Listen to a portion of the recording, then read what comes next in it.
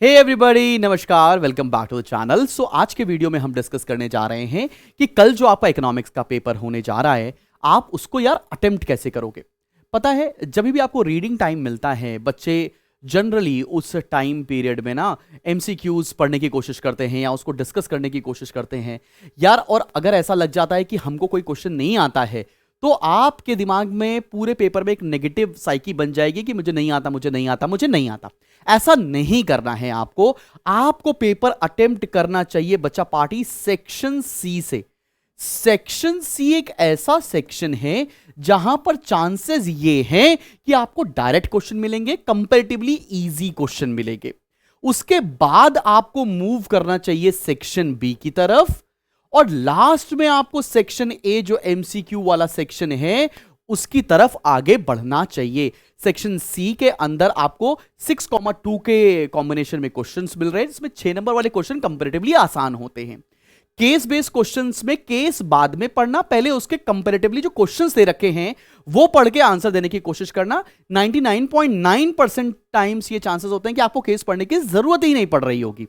तो section C पहले attempt करेंगे, कॉन्फिडेंस बिल्ड करेंगे कि हां मेरे ये 32 नंबर का जो सेक्शन है मेरा अच्छा खासा हो रखा है। देन सेक्शन बी में आएंगे, कुछ ट्रिकी क्वेश्चन इधर से मिलेंगे और इससे ज्यादा ट्रिकी क्वेश्चन आपको सेक्शन ए में देखने को मिल रहे होंगे। तो मेरी बात मानना, section C 32 marks, section B 32 marks, फिर सेक्शन ए के 16 नंबर की तरफ आप आगे बढ़िएगा।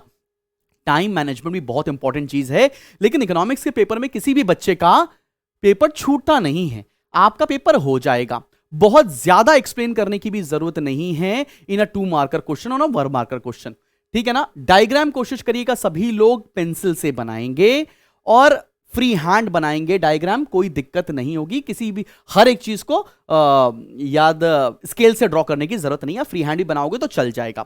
मार्किंग बहुत जरूरी है। एक्स एक्सेस पे क्या है, वाई एक्सेस पे क्या है, ओरिजिन, उसके बाद बाकी सारी चीजों को मार्क करना बहुत जरूरी है, वो बहुत इंपॉर्टेंट हो जाने वाला है।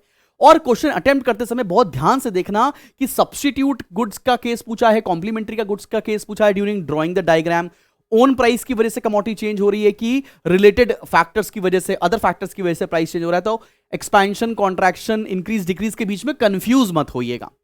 और जब भी आप कोई ट्रिकी क्वेश्चन का आंसर दें तो पहले उस चैप्टर को गेस करें कि किस चैप्टर से क्वेश्चन पूछा गया है। देयर आफ्टर ट्रिकल डाउन करें कि किस कॉन्सेप्ट से आपको ये क्वेश्चन हिट कर रहा है, देन उस क्वेश्चन को आंसर देने की कोशिश करेंगे। 99% टाइम्स आप क्वेश्चन सही अटेम्प्ट कर पा रहे होंगे, ठीक है बच्चा पार्टी।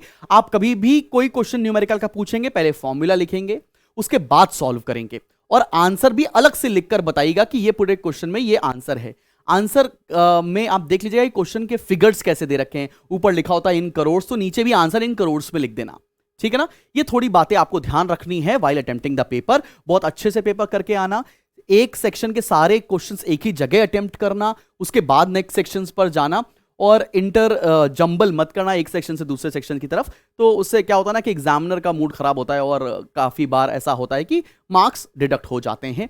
तो एक जगह पर एक सेक्शन आपने अटेम्प्ट किया, मेरे हिसाब से सेक्शन सी से अटेम्प्ट करना, आपका पेपर इजीली हो भी जाएगा और उसके क्वेश्चंस आपको ज्यादा आते भी होंगे। कोई और दिक्कत परेशानी लग रही है कमेंट सेक्शन में मेंशन करो, उसके ऊपर भी मैं एक डेडिकेटेड वीडियो बना दूंगा। और मिल रहे हैं ना हम लोग शाम को 7 बजे कॉम्पिटेंसी बेस्ड क्वेश्चंस के अंदर।